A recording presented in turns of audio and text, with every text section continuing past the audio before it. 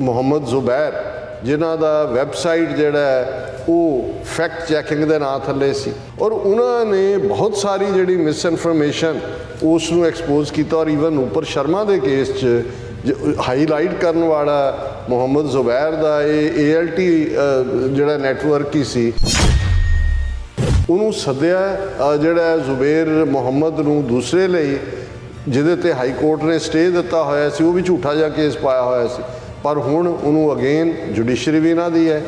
ਉਹਨੂੰ ਜਿਹੜਾ ਉਹ ਪੁਲਿਸ ਰਿਮਾਂਡ 'ਚ ਅੱਗੇ ਤੋੜ ਦਿੱਤਾ ਹੈ। ਜਿਹੜਾ ਲਾਸਟ ਕੇਸ ਮੋਦੀ ਦੇ ਖਿਲਾਫ ਮਿਸਟਰ ਜਾਫਰੀ MP ਜਿਨ੍ਹਾਂ ਨੂੰ ਜਿਉਂਦੇ ਸਾੜ ਦਿੱਤਾ ਸੀ ਉਹਦੇ ਘਰ 'ਚ ਉਹਨਾਂ ਦੀ ਬੇਗਮ ਨੇ ਕੀਤਾ ਹੋਇਆ ਸੀ ਉਹਦੇ ਸੁਪਰੀਮ ਕੋਰਟ ਨੇ ਕਿਹਾ ਜੀ ਨਹੀਂ ਕੋਈ ਨਹੀਂ ਹੈ ਇਹ ਨਿਰਦੋਸ਼ ਹੈ ਔਰ ਉਸ ਤੋਂ ਇੱਕਦਮ ਬਾਅਦ ਅਸੀਂ ਦੇਖਦੇ ਹਾਂ ਕਿ ਤੀਸਤਾ ਸੀਤਲਵਾਦ ਦੇ ਉੱਤੇ ਵੀ ਉਹਨੂੰ ਗ੍ਰਿਫਤਾਰ ਕਰ ਲਿਆ ਗਿਆ ਹੈ। India we are very concerned by the arrest and detention of Teesta Setalvad and 2 ex-police officers ਉਹ ਵੀ ਉਹਦੇ ਨਾਲ ਹੀ ਫੜੇ ਗਏ ਕਿਉਂਕਿ ਉਹ ਐਕਸਪੋਜ਼ ਕਰ ਰਹੇ ਸੀ ਕਿ ਮੋਦੀ ਦਾ ਕੀ ਰੋਲ ਹੈ 2002 and call for their immediate release. India bans Twitter accounts of several Pakistani journalists' diplomatic missions.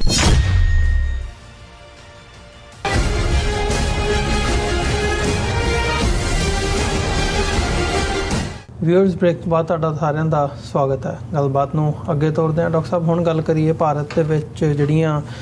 Situations ਇਸ ਵਕਤ ਬਣੀਆਂ ਹੋਈਆਂ ਨੇ ਉਸ ਹਵਾਲੇ ਦੇ ਨਾਲ, ਖਾਸ ਤੌਰ 'ਤੇ ਜਿਵੇਂ ਦਾ ਮੋਦੀ ਸਰਕਾਰ ਦਾ ਰਵੱਈਆ ਰਿਹਾ 2014 ਤੋਂ ਬਾਅਦ ਜਿਹੜੀ ਵੀ ਡੈਸੈਂਟ ਦੀ ਆਵਾਜ਼ ਹੈ ਉਹਨੂੰ ਦਬਾਉਣ ਦੇ ਵਿੱਚ ਉਸ ਦੇ ਉੱਤੇ ਵਿਚਾਰ ਚਰਚਾ ਕਰਨੀ ਬਣਦੀ ਹੈ। ਲੇਟੈਸਟ ਜਿਹੜੀਆਂ ਨਿਊਜ਼ ਆ ਰਹੀਆਂ ਨੇ ਮਤਲਬ ਹਿਊਮਨ ਰਾਈਟਸ ਐਕਟਿਵਿਸਟ ਹੋਣ ਪੱਤਰਕਾਰ ਹੋਣ ਉਹਨਾਂ ਨੂੰ ਟਾਰਗੇਟ ਕੀਤਾ ਜਾ ਰਿਹਾ ਹੈ। ਮੁਹੰਮਦ ਜ਼ੁਬੈਰ ਦਾ ਨਾਮ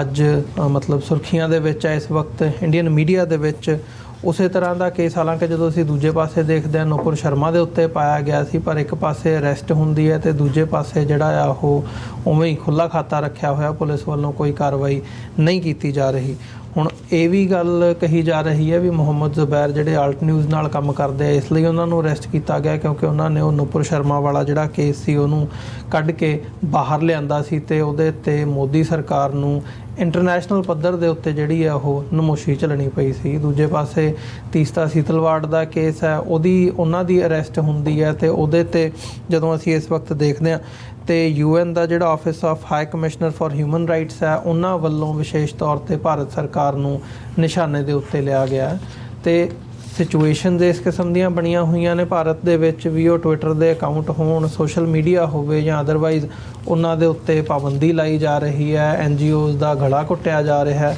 ਸੋ ਓਵਰਆਲ ਜਿਹੜੀ ਇਹ ਪੋਲੀਟੀਕਲ ਸਿਚੁਏਸ਼ਨ ਇਸ ਵਕਤ ਬਣੀ ਹੋਈ ਹੈ ਸਾਰੀ ਨਮੋਸ਼ੀ ਝੱਲਣ ਦੇ ਬਾਵਜੂਦ ਭਾਰਤ ਸਰਕਾਰ ਫਿਰ ਵੀ ਆਪਣੀਆਂ ਜਿਹੜੀਆਂ ਕਾਰਵਾਈਆਂ ਨੇ ਉਹਨਾਂ ਤੋਂ ਟਲਦੀ ਹੋਈ ਨਹੀਂ ਨਜ਼ਰ ਆ ਰਹੀ। ਕਿਵੇਂ ਦੇਖਦੇ ਹੋ?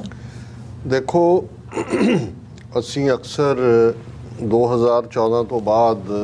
ਭਾਰਤੀ ਹਕੂਮਤ ਉਹਨਾਂ ਦਾ ਸਟਰਕਚਰ ਔਰ ਉਹਨਾਂ ਦੀ ਕਾਰਗੁਜ਼ਾਰੀ ਨੂੰ ਜੇ ਦੇਖਣਾ ਹੋਏ ਤੇ ਇਸ ਨੂੰ ਜੇ ਕੋਈ ਕੰਪੇਅਰ ਕੀਤਾ ਜਾ ਸਕਦਾ ਹੈ ਪਿਛਲੀ ਸਦੀ ਦੇ ਕਿਸੇ ਸਿਸਟਮ ਨਾਲ ਤਾਂ 1930ਵਿਆਂ ਦੇ ਨਾਜ਼ੀਵਾਦ ਦੀ ਹਕੂਮਤ ਦੇ ਨਾਲ ਹੀ ਕੀਤਾ ਜਾ ਸਕਦਾ ਜੀ ਕਿ ਜਿਵੇਂ ਨਾਜ਼ੀਆਂ ਨੇ ਬੇਸ਼ੱਕ ਜਰਮਨੀ ਦਾ ਨਾਂ ਸੋਸ਼ਲਿਸਟ ਰਿਪਬਲਿਕ ਆਫ ਜਰਮਨੀ ਸੀ ਵੋਟਾਂ ਦੇ ਨਾਲ ਹੀ ਲੀਡਰ ਚੁਣੇ ਜਾਂਦੇ ਸੀ ਹਿਟਲਰ ਦੀ ਨਾਜ਼ੀ ਪਾਰਟੀ ਵੋਟਾਂ ਦੀ ਅਕਸਰੀਅਤ ਦੇ ਨਾਲ ਹੀ ਜਿੱਤੀ ਪਰ ਉਹਨਾਂ ਨੇ ਕਿਵੇਂ ਇੱਕ ਪਾਸੇ ਪ੍ਰੋਪੇਗੈਂਡੇ ਦਾ ਸਹਾਰਾ ਲਿਆ ਦੁਨੀਆ ਨੂੰ ਜਿਹੜਾ ਹੈ ਉਹ ਭੰਬਲ ਭੂਸੇ 'ਚ ਪਾਉਣ ਲਈ ਮਿਨਿਸਟਰੀ ਪੂਰੀ ਕ੍ਰੀਏਟ ਕੀਤੀ ਔਰ ਡਾਕਟਰ ਗੋਇਬਲਸ ਵਰਗਾ ਬੰਦਾ ਅੱਜ ਵੀ ਜਦੋਂ ਕਿਸੇ ਨੂੰ ਝੂਠਾ ਕਹਿਣਾ ਹੋਏ ਤਾਂ ਉਹਨੂੰ ਗੋਇਬਲੀਅਨ ਲਾਈਜ਼ ਕਿਹਾ ਜਾਂਦਾ ਜੀ ਉਹ ਖੜਾ ਕੀਤਾ। ਦੂਸਰੇ ਪਾਸੇ ਉਹਨਾਂ ਨੇ ਵਿਦਨ ਕੰਟਰੀ ਕਿਵੇਂ ਯਹੂਦੀ Catholics communist civil libertarian physically handicapped ਉਹਨਾਂ ਦਾ ਹੌਲੀ ਹੌਲੀ ਕਰਕੇ ਕਿਵੇਂ ਸਫਾਇਆ ਸ਼ੁਰੂ ਕੀਤਾ ਉਹਨਾਂ ਦੀ ਪਰਸੀਕਿਊਸ਼ਨ ਉਹਨਾਂ ਦਾ ਸਾਰਾ ਲੇਕਿਨ ਇੰਟਰਨੈਸ਼ਨਲੀ ਉਹਨਾਂ ਨੇ ਇਸ ਨੂੰ ਜਿਹੜਾ ਹੈ ਉਹ ਆਪਣੇ ਪ੍ਰੋਪੇਗੈਂਡੇ ਦੀ ਲਿਸਟ ਦੇ ਵਿੱਚ ਹੀ ਫਿੱਟ ਕੀਤਾ ਹੋਇਆ ਸੀ ਔਰ ਆਮ ਲੋਕਾਂ ਨੂੰ ਇਨਕਲੂਡਿੰਗ ਉਸ ਵੇਲੇ ਅਮਰੀਕਾ ਦੇ ਪ੍ਰੈਜ਼ੀਡੈਂਟ ਰੂਜ਼ਾਵੈਲਟ ਨੇ ਇੱਕ ਯਹੂਦੀ ਡੈਲੀਗੇਸ਼ਨ ਨੂੰ ਇਹ ਕਿਹਾ ਸੀ ਕਿ ਐਵੇਂ ਤੁਸੀਂ ਰੌਲਾ ਪਾ ਰਹੇ ਹੋ ਉੱਥੇ ਤਾਂ ਸਾਡੇ ਕੋਲ ਜਾਣਕਾਰੀ ਹੈ ਵੀ ਬੱਸਾਂ ਟਾਈਮ ਸਿਰ ਚੱਲਦੀਆਂ ਨੇ ਗੱਡੀਆਂ ਟਾਈਮ ਸਿਰ ਚੱਲ ਰਹੀਆਂ ਨੇ ਬੜੀ ਬਾਜ਼ਾਰ ਭਰੇ ਹੋਏ ਨੇ ਚਰਚਾਂ 'ਚ ਲੋਕ ਜਾਂਦੇ ਨੇ ਲਾਈਫ ਬਿਲਕੁਲ ਨਾਰਮਲ ਵਾਂਗ ਹੈ ਇਹ ਤੁਹਾਡਾ ਜਿਹੜਾ ਹੈ ਤੁਸੀਂ ਮਿਸ ਇਨਫੋਰਮੇਸ਼ਨ ਦੇ ਰਹੇ। ਔਰ ਹੁਣ ਅਸੀਂ ਜਾਣਦੇ ਹਾਂ ਸੈਕੰਡ ਵਰਲਡ ਵਾਰ ਐਂਡ ਤੋਂ ਬਾਅਦ ਕਿ ਭਾਈ 6 ਮਿਲੀਅਨ ਯਹੂਦੀਆਂ ਦੀ ਪਰਸੀਕਿਊਸ਼ਨ ਔਰ ਜਿਪਸੀਆਂ ਨਾਲ ਕੀ ਹੋਇਆ ਤੇ ਨਾਜ਼ੀਆਂ ਨੇ, ਉਹ ਸਾਰੀਆਂ ਕਹਾਣੀਆਂ ਨੇ। ਇਹੀ ਗੱਲ ਅਸੀਂ ਰਿਪੀਟਡਲੀ ਕਹਿ ਰਹੇ ਹਾਂ ਕਿ ਉਹੀ 1930ਵਿਆਂ ਦਾ ਮਾਡਲ ਜਿਸ ਤੋਂ ਪ੍ਰੇਰਨਾ ਲੈ ਕੇ RSS ਦੇ ਗੋਲਵਲਕਰ ਨੇ, ਰਾਸ਼ਟਰੀ ਸਵੈਮ ਸੇਵਕ ਸੰਘ ਜਾਂ ਸਾਵਰਕਰ ਜਿਹੜਾ ਹਿੰਦੂਤਵਾਦੀ ਆਈਡੀਓਲੋਜੀ ਦਾ ਬਾਪ ਹੈ ਜੀ, ਉਸ ਨੇ ਇਹ ਕਿਹਾ ਸੀ ਕਿ ਇਹੀ ਹੱਲ ਭਾਰਤ ਦੇ ਵਿੱਚ ਅਕਲੀਅਤਾਂ ਨਾਲ, ਘੱਟ ਗਿਣਤੀਆਂ ਨਾਲ ਨਿਬੜਨ ਦਾ ਹੈ ਜੋ ਹਿਟਲਰ ਕਰ ਰਿਹਾ। ਔਰ ਉਹ ਹਿਟਲਰ ਦੇ ਇਕੱਲੇ ਐਡਮਾਇਰਰ ਹੀ ਨਹੀਂ, ਉਹਦੇ ਨਾਲ ਨਾਲ ਹਿਟਲਰ ਦੀ ਤਾਂ ਨਾਜ਼ੀ ਤਰਜ਼ ਦਾ ਜੋ ਸੀ ਸਿਸਟਮ, ਨਾਲ ਫਾਸ਼ਿਜ਼ਮ ਜਿਹਦਾ ਪਿਓ ਮੁਸੋਲਿਨੀ ਨੂੰ ਮੰਨਿਆ ਜਾਂਦਾ ਪ੍ਰੈਜ਼ੈਂਟ ਡੇ ਇਟਲੀ ਦੇ ਵਿੱਚ, ਉਹਨਾਂ ਨੇ ਮੁਸੋਲਿਨੀ ਦਾ ਜਿਹੜੀ ਉਹਦੇ ਬਰਾਊਨ ਸ਼ਰਟਸ ਦੇ ਥੱਲੇ ਕ੍ਰੀਏਟ ਕਰਕੇ ਫਾਸ਼ੀਵਾਦੀ ਮਾਡਲ, ਉਹਨੂੰ ਹੀ RSS ਦੀ ਤੁਸੀਂ ਡਰੈਸ ਕੋਡ, ਉਹਨਾਂ ਦਾ ਕੰਮ, ਉਹਨਾਂ ਦੀ ਟ੍ਰੇਨਿੰਗ, ਹੁਣ ਤਾਂ ਉਹਨਾਂ ਦੀ ਟ੍ਰੇਨਿੰਗ ਉਹ ਅਗਨੀਵੀਰ ਬਣਾ ਕੇ 4 ਸਾਲ ਗਵਰਨਮੈਂਟ ਦੇ ਖਰਚੇ ਦੇ ਉੱਤੇ ਜਿਹੜੇ ਨੇ ਉਹ ਹਿੰਦੂਤਵਾ ਦੇ ਕਾਡਰ ਨੂੰ ਫਿਊਚਰ ਦੇ ਲਈ ਯੂਜ਼ ਕਰਨਾ ਚਾਹੁੰਦੇ ਨੇ। ਇਹ ਸਾਰੇ ਮਾਡਲ ਫਾਸ਼ਿਜ਼ਮ ਦੇ ਔਰ ਨਾਜ਼ੀਜ਼ਮ ਦੇ ਨੇ। ਹੁਣ ਉਹਦੇ 'ਚ ਇਕੱਲਾ ਇਹੀ ਨਹੀਂ ਹੈ, ਮੁਸਲਮਾਨਾਂ ਦੇ ਨਾਲ ਤਾਂ ਜੋ ਵਾਪਰ ਰਿਹਾ ਹੈ ਉਹ ਤਾਂ ਬਾਬਰੀ ਮਸਜਿਦ ਢਾਣ, ਜੋ ਜੰਮੂ ਕਸ਼ਮੀਰ ਦੇ ਵਿੱਚ, ਭਾਰਤ ਦੇ ਵਿੱਚ ਕਦੇ ਕਾਊ ਸਲਾਟਰ ਨੂੰ ਗਊ ਮਾਤਾ ਨੂੰ ਕਹਿ ਕੇ, ਕਦੇ ਲਵ ਜਿਹਾਦ, ਕਦੇ ਕੋਈ ਹੋਰ ਇਸ ਕਿਸਮ ਦਾ ਚੱਲ ਹੀ ਰਿਹਾ ਸੀ। ਪਰ ਹੁਣ ਉਹਨਾਂ ਨੇ ਆਪਣਾ ਦਾਇਰਾ ਕਰ, ਕਿਉਂਕਿ ਵੱਡ ਗਿਣਤੀ ਹਿੰਦੂਆਂ ਦੇ ਵਿੱਚ, ਮੈਜੋਰਿਟੀ ਦੇ ਵਿੱਚ ਵੀ ਉਹ ਲੋਕ ਜਿਹੜੇ ਇਮਾਨਦਾਰੀ ਨਾਲ ਭਾਰਤੀ ਕਨਸਟੀਟਿਊਸ਼ਨ ਦੀ ਜਿਹੜੀ ਹੈ ਬਾਲਾਦਸਤੀ ਮੰਨਦੇ ਨੇ, ਜਿਹੜੇ ਕਿਸੇ ਵੀ ਕਿਸਮ ਦੀ ਮਜ਼ਹਬੀ ਨਫ਼ਰਤ ਦੇ ਬੇਸਡ ਕਾਨੂੰਨ ਦੀ ਦੁਰਵਰਤੋਂ ਦੇ ਖਿਲਾਫ ਆਵਾਜ਼ ਚੁੱਕਦੇ ਨੇ ਜੀ, ਉਹਨਾਂ ਦੇ ਵਿੱਚ ਕਾਫੀ ਵੱਡੀ ਗਿਣਤੀ ਦੇ ਵਿੱਚ ਜਿਹੜੇ ਸਿਵਲ ਲਿਬਰਟੀ ਮੂਵਮੈਂਟਸ, ਐਮਨੈਸਟੀ ਨਾਲ ਜੁੜੇ ਜਾਂ ਦੂਸਰੇ ਲੋਕ ਨੇ ਜਿਨ੍ਹਾਂ ਨੂੰ ਇਹਨਾਂ ਨੇ ਪਹਿਲਾਂ ਹੀ ਟਾਰਗੇਟ ਤਾਂ ਇਹ ਨਹੀਂ ਹੈ ਵੀ ਹੁਣ ਤਾਂ ਇਹ ਹੈ ਵੀ ਉਹਨਾਂ ਨੇ ਇਸ ਹੱਦ ਤੱਕ ਪਹੁੰਚ ਗਏ ਨੇ ਕਿ ਵੀ ਜਿਵੇਂ ਉਹ ਇੱਕ ਸਾਡੇ ਹੁੰਦਾ ਸੀ ਕਿ ਭਾਈ ਅਖਾਣ ਕਿ ਘਰ ਵਾਲਾ ਘਰ ਨਹੀਂ, ਸਾਨੂੰ ਕਿਸੇ ਦਾ ਡਰ ਨਹੀਂ ਜੀ। ਔਰ ਇਹ ਇਵੇਂ ਬੇਖੌਫ ਹੋ ਕੇ ਜਿਵੇਂ ਭਾਰਤ ਨੂੰ ਲੱਗਦਾ ਹੈ ਕਿ ਵੀ ਉਹ ਕੋਈ ਇੰਟਰਨੈਸ਼ਨਲ ਕਮਿਊਨਿਟੀ ਦੇ ਸਾਹਮਣੇ ਸਾਡੀ ਕੋਈ ਜਵਾਬਦੇਹੀ ਨਹੀਂ ਹੈ,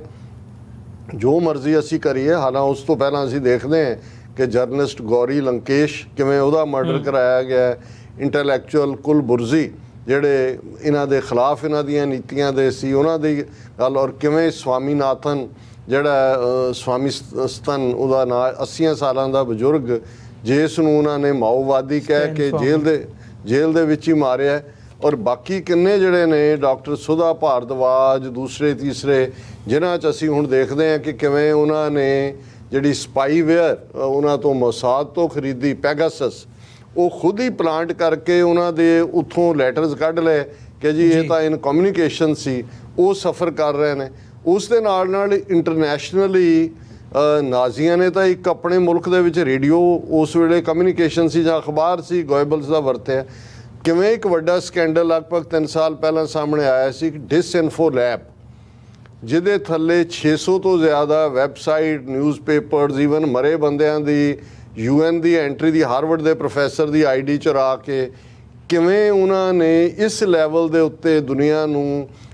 ਮਿਸ ਇਨਫੋਰਮੇਸ਼ਨ ਦੇਣੀ ਸ਼ੁਰੂ ਕੀਤੀ ਹੋਈ ਹੈ, ਜਿਹੜੀ ਬਰਾਬਰ ਜਾਰੀ ਹੈ। ਉਹ ਅੱਜ ਵੀ ਸਿੱਖਾਂ ਦੇ ਖਿਲਾਫ ਵੀ, ਮੁਸਲਮਾਨਾਂ ਦੇ ਵੀ, ਕਸ਼ਮੀਰ ਦੇ ਵੀ। ਹੁਣ G20 ਦੀ ਮੀਟਿੰਗ ਉਹ ਕਸ਼ਮੀਰ 'ਚ ਕਰਨਾ ਚਾਹੁੰਦੇ ਨੇ ਦੱਸਣ ਦੇ ਲਈ ਜੀ ਦੇਖੋ ਹਾਲਾਤ ਬਿਲਕੁਲ ਨਾਰਮਲ ਨੇ। ਹੁਣ ਇਸ ਸਭ ਦੇ ਚੱਲਦੇ ਆ ਜਿਹੜੇ ਉੱਥੇ ਬੈਠੇ ਇਹਨਾਂ ਦੀ ਜਿਹੜੀ ਮਿਸ ਇਨਫੋਰਮੇਸ਼ਨ ਕੈਂਪੇਨ ਜਾਂ ਜੋ ਇਹ ਆਪਣੇ ਜਿਨ੍ਹਾਂ ਨੂੰ ਇਹਨਾਂ ਦਾ ਹੀ NDTV ਜਿਹੜਾ ਹੈ ਉਹ ਇਸ ਨਾਂ ਦੇ ਨਾਲ ਗੋਦੀ ਮੀਡੀਆ ਦੇ ਨਾਂ ਨਾਲ ਐਡਰੈਸ ਕਰਦਾ, ਉਸ ਸਾਰੇ ਨੂੰ ਜੇ ਕੋਈ ਚੈਲੰਜ ਕਰਦਾ ਸੀ, ਜਿਵੇਂ ਮੁਹੰਮਦ ਜ਼ੁਬੈਰ ਜਿਨ੍ਹਾਂ ਦਾ ਵੈਬਸਾਈਟ ਜਿਹੜਾ ਹੈ ਉਹ ਫੈਕਟ ਚੈਕਿੰਗ ਦੇ ਨਾਂ ਥੱਲੇ ਸੀ। ਹੁਣ ਫੈਕਟ ਚੈਕਿੰਗ ਦੇ ਨਾਂ ਥੱਲੇ ਜਿਹੜੀ ਸਟੋਰੀ ਕੋਈ ਇਹਨਾਂ ਦੇ ਮੀਡੀਆ ਨੇ ਪਲਾਂਟ ਕੀਤੀ, ਉਹ ਵਿਦਨ ਟਾਈਮ, ਹਾਲਾਂਕਿ ਉਹਨੂੰ ਇੱਕ ਹਿੰਦੂ ਸੱਜਣ ਕਰਦੇ ਨੇ, ਇਹ ਮੁਹੰਮਦ ਜ਼ੁਬੈਰ ਉਹਨਾਂ ਦੇ ਲਈ ਸ਼ਾਇਦ ALT ਹੈ ਉਹਨਾਂ ਦੇ ਲਈ, ਪਰ ਉਹਦਾ ਨਾਂ ਹੀ ਫੈਕਟ ਚੈਕਿੰਗ ਸੀ। ਔਰ ਉਹਨਾਂ ਨੇ ਬਹੁਤ ਸਾਰੀ ਜਿਹੜੀ ਮਿਸ ਇਨਫੋਰਮੇਸ਼ਨ ਉਸ ਨੂੰ ਐਕਸਪੋਜ਼ ਕੀਤਾ। ਔਰ ਈਵਨ ਉੱਪਰ ਸ਼ਰਮਾ ਦੇ ਕੇਸ 'ਚ ਹਾਈਲਾਈਟ ਕਰਨ ਵਾਲਾ ਮੁਹੰਮਦ ਜ਼ੁਬੈਰ ਦਾ ਇਹ ALT ਜਿਹੜਾ ਨੈਟਵਰਕ ਹੀ ਸੀ ਜਿਨ੍ਹਾਂ ਨੇ ਉਸ ਨੂੰ ਸਾਹਮਣੇ ਲਿਆਂਦਾ। ਹੁਣ ਉਹਨਾਂ ਨੇ ਕਿਸ ਅੰਦਾਜ਼ 'ਚ ਪਹਿਲਾਂ ਦਾ ਇੱਕ ਪੁਰਾਣਾ ਕੇਸ ਜਿਹੜਾ ਉਹਦੇ 'ਤੇ ਪਾਇਆ ਸੀ, ਜਿਹਨੂੰ ਹਾਈ ਕੋਰਟ ਨੇ ਸਟੇ ਦਿੱਤਾ ਹੋਇਆ ਸੀ, ਉਹਦੇ ਬਿਹਾਫ 'ਤੇ ਉਹਨੂੰ ਕਾਲ ਕੀਤਾ ਪੁਲਿਸ ਸਟੇਸ਼ਨ ਔਰ ਬਾਅਦ ਦੇ ਵਿੱਚ ਇੱਕ ਨਵਾਂ ਕੇਸ ਪਾ ਕੇ ਉਹਨਾਂ ਤੇ ਉਹ ਧਾਰਾਵਾਂ ਲਾ ਕੇ ਜਿਹੜੀਆਂ ਨੂਪਰ ਸ਼ਰਮਾ ਤੇ ਵੀ ਲੱਗੀਆਂ ਹੋਈਆਂ, ਕਿਉਂਕਿ ਇੰਟਰਨੈਸ਼ਨਲੀ ਰੌਲਾ ਪੈ ਗਿਆ ਜੀ। ਮਿਡਲ ਈਸਟ ਦੇ ਦੇਸ਼ ਜਿਹੜੇ ਨੇ ਉਹਨਾਂ ਨੇ ਇਸ ਦੇ ਉੱਤੇ ਲਾਈਨ ਲਈ ਧਾਰਾ, ਲੇਕਿਨ ਉਹਨੂੰ ਤਾਂ ਅਜੇ ਤੱਕ ਵੀ ਫੜਿਆ ਨਹੀਂ ਗਿਆ, ਜਾਂ ਉਸ ਨੂੰ ਰਾਦਰ ਜੋ ਡਰਾਮਾ ਮਹਾਰਾਸ਼ਟਰ ਦੇ ਵਿੱਚ ਕੀਤਾ ਗਿਆ, ਸ਼ਿਵ ਸੈਨਾ ਔਰ ਦੂਸਰੇ ਦੀ ਹਕੂਮਤ, ਅੱਜ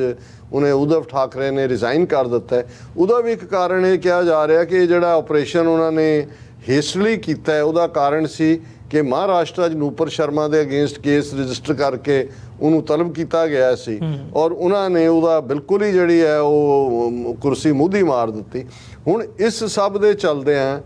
ਉਹਨੂੰ ਸੱਦਿਆ ਜਿਹੜਾ ਜ਼ੁਬੇਰ ਮੁਹੰਮਦ ਨੂੰ ਦੂਸਰੇ ਲਈ,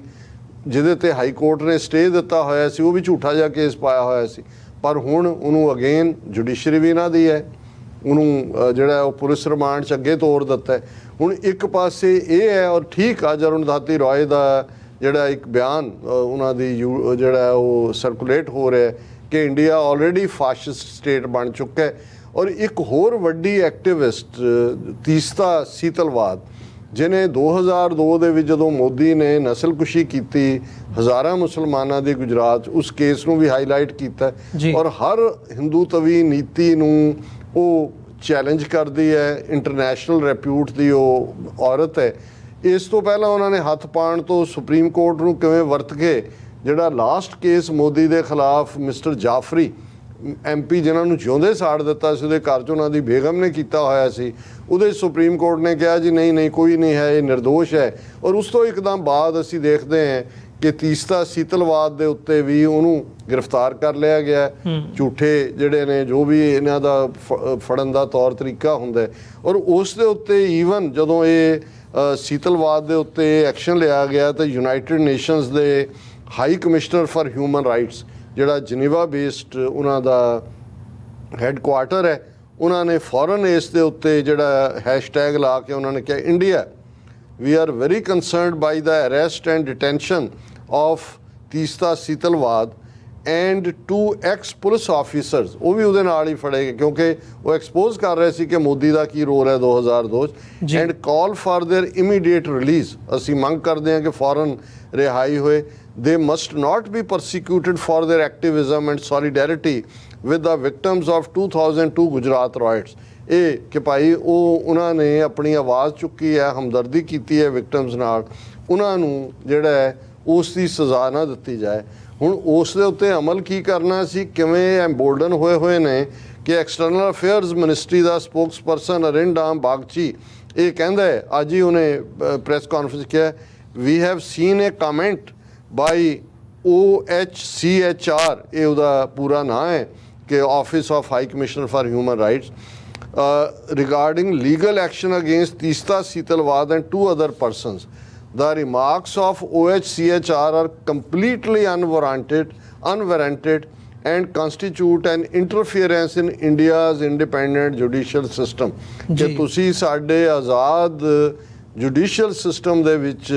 ਦਖਲ ਅੰਦਾਜ਼ੀ ਕਰ ਰਹੇ ਹੋ। ਇਸ ਹੱਦ ਤੱਕ ਇਹਨਾਂ ਦੇ ਹੌਸਲੇ ਵਧੇ ਹੋਏ ਨੇ। ਔਰ ਅਜੇ ਗੱਲ ਤਾਂ ਮੁਹੰਮਦ ਜ਼ੁਬੈਰ ਜਾਂ ਤੀਸਤਾ ਸੀਤਲਵਾਦ ਦੀ ਹੋ ਰਹੀ ਸੀ, ਫਿਰ ਅਸੀਂ ਦੇਖਦੇ ਹਾਂ ਅੱਜ ਇੱਕ ਖਬਰ ਜਿਹੜੀ CNN ਨੇ ਵੀ ਦਿੱਤੀ ਔਰ ਬਾਕੀਆਂ ਨੇ ਵੀ, India bans Twitter accounts of several Pakistani journalist diplomatic missions. ਇਹ ਅੱਜ ਦਾ ਦੇ ਹਵਾਲੇ ਨਾਲ ਹੈ ਕਿ India has banned the official Twitter accounts of several Pakistani diplomatic missions. ਹੁਣ ਜਿਹੜੇ ਡਿਪਲੋਮੈਟਿਕ ਮਿਸ਼ਨ ਉਹਨਾਂ ਦੇ ਨੇ ਵਿਦਨ ਕੰਟਰੀ ਜਾਂ ਜਿਹੜੇ ਬਾਹਰ ਉਹ ਆਪਣਾ ਸੁਨੇਹਾ ਨਹੀਂ ਦੇ, ਕਿਉਂਕਿ ਇੰਡੀਆ ਨੇ ਬੈਨ ਜਰਨਲਿਸਟ ਜੀ and some prominent personalities under information technology act 2000 ministry of foreign affairs in Islamabad ਹੈ। ਇਹ ਇਸਲਾਮਾਬਾਦ ਪਾਕਿਸਤਾਨ ਦੀ ਫੋਰਨ ਮਿਨਿਸਟਰੀ ਨੇ ਕਿਹਾ ਔਰ ਉਹਨਾਂ ਨੇ ਇਸ ਦੇ ਉੱਤੇ ਕਿਹਾ ਕਿ deeply ਕੰਸਰਨਿੰਗ that India has blocked the flow of information to Indian Twitter by withholding access to following official accounts। ਉਹਦੇ 'ਚ ਉਹਨਾਂ ਨੇ ਇਕੱਲਾ ਇਹੀ ਨਹੀਂ ਕਿ ਪਾਕਿਸਤਾਨ ਦੇ ਡਿਪਲੋਮੈਟਿਕ ਮਿਸ਼ਨ ਬਲਕਿ ਪਾਕਿਸਤਾਨੀ ਐਮਬੈਸੀ ਇਨ UN, ਟਰਕੀ, ਈਰਾਨ ਔਰ ਈਜਿਪਟ ਉਹਨਾਂ ਦੀ ਐਕਸੈਸ ਵੀ ਜਿਹੜੀ ਹੈ ਟਵਿੱਟਰ ਤੇ ਬੰਦ ਕਰ ਦਿੱਤੀ ਹੈ। ਔਰ ਨਾਲ ਦੀ ਨਾਲ ਉਹਨਾਂ ਨੇ ਕਿਹਾ ਕਿ diminishing the space for plurality and voices and access into information in India is extremely alarming. ਔਰ ਜਿਹੜੇ ਬਹੁਤ ਸਾਰੇ ਜਿਹੜੇ ਟਵਿੱਟਰ ਹੈਂਡਲ ਜਰਨਲਿਸਟਾਂ ਦੇ ਬਲੌਕ ਕੀਤੇ ਨੇ। News and Geo news reporter in London Murtaza Ali Shah, CJ Werleman have also been withheld as the ਉਹ ਜਿਹੜਾ ਉਹਨਾਂ ਨੇ ਆਪਣਾ, ਔਰ ਇਹ ਜਿਹੜਾ ਮੁਰਤਜ਼ਾ ਅਲੀ ਸ਼ਾਹ ਹੈ ਉਹਨਾਂ ਦੇ 5.5 ਲੱਖ ਫਾਲੋਅਰ ਨੇ ਉਹਨਾਂ ਦੇ ਵੈਰੀਫਾਈਡ ਟਵਿੱਟਰ ਅਕਾਊਂਟ ਦੇ ਉੱਤੇ, ਔਰ ਉਹ ਨਿਊਜ਼ ਔਰ ਜੀਓ ਦੇ ਨਾਲ ਪਿਛਲੇ 17 ਸਾਲਾਂ ਤੋਂ ਜੁੜੇ ਹੋਏ ਨੇ। ਸੋ ਇਸ ਨੂੰ ਕਹਿੰਦੇ ਨੇ ਨਾਜ਼ੀਇਜ਼ਮ, ਇਸ ਨੂੰ ਕਹਿੰਦੇ ਨੇ ਫਾਸ਼ਿਜ਼ਮ। ਔਰ ਅੱਜ ਭਾਰਤੀ ਸਿਸਟਮ ਨਾਜ਼ੀਇਜ਼ਮ ਔਰ ਫਾਸ਼ਿਜ਼ਮ ਦੇ ਜਿਹੜੇ ਤੌਰ ਤਰੀਕੇ ਸੀ ਉਹਨਾਂ ਤੋਂ ਵੀ ਅੱਗੇ ਜਾ ਕੇ ਵਿਦ ਇੰਪਿਊਨਿਟੀ ਜਿਹੜਾ ਹੈ ਉਹ ਸਾਰੇ ਨੂੰ ਲਾਗੂ ਕਰ ਰਿਹਾ ਹੈ। ਔਰ ਜੇ ਇਹ ਹਾਲ ਇਸ ਲੈਵਲ ਦੇ ਬੰਦਿਆਂ ਦਾ ਹੈ, ਤੀਸਤਾ ਸੀਤਲਵਾਦ ਜਾਂ ਜ਼ੁਬੈਰ ਮੁਹੰਮਦ, ਔਰ ਉਹਨਾਂ ਦੇ ਨਾਲ ਜੇ ਹੋ ਰਿਹਾ ਤੇ ਬਾਕੀ ਅਕਲੀਅਤਾਂ ਘੱਟ ਗਿਣਤੀਆਂ ਸਿੱਖ ਐਕਟਿਵਿਸਟ ਜਾਂ ਪੰਜਾਬ 'ਚ ਜੋ ਅੱਜ ਜਿਹੜਾ ਉਹਨਾਂ ਨੂੰ ਗੈਂਗਸਟਰ ਜਾਂ ਦੂਜਾ ਕਹਿ ਕੇ ਮਾਰਨ ਦੀਆਂ ਜੋ ਨੀਤੀਆਂ ਏਜੰਸੀਆਂ ਤਿਆਰ ਕਰ ਰਹੀਆਂ ਨੇ, ਉਦੋਂ ਸਾਡੀ ਆਵਾਜ਼ ਕਿਹਨੇ ਸੁਣਨੀ ਹੈ? ਜੀ ਡਾਕਟਰ ਸਾਹਿਬ, ਬਿਲਕੁਲ। ਸੋ ਵਿਊਅਰਸ, ਇੱਕ ਛੋਟੇ ਜਿਹੇ ਬ੍ਰੇਕ ਦੇ ਲਈ ਰੁਕਦੇ ਹਾਂ। ਬ੍ਰੇਕ ਤੋਂ ਬਾਅਦ ਗੱਲਬਾਤ ਕੰਟੀਨਿਊ ਕਰਾਂਗੇ।